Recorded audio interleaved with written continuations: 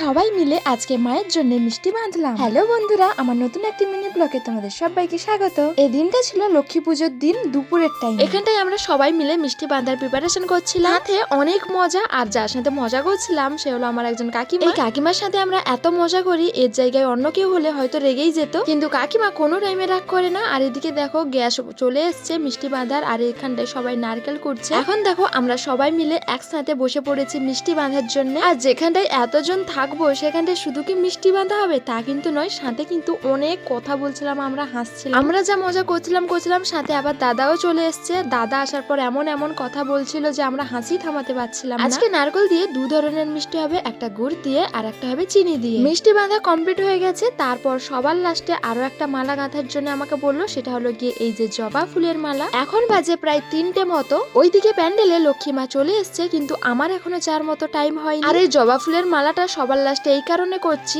আগে থেকে যদি এটা গাঁথা হতো তাহলে ফুলগুলো ফুটে যেত। আর আজকে যেহেতু পুজো, আজকে কিন্তু আমি সবকিছুই নতুন পরেছি। এই শাড়িতে কেমন লাগছে তোমরা একটু কমেন্ট করে জানিও। চলো আজকের জন্য এটুকুই, দেখা হচ্ছে নেক্সট ব্লগে, টাটা।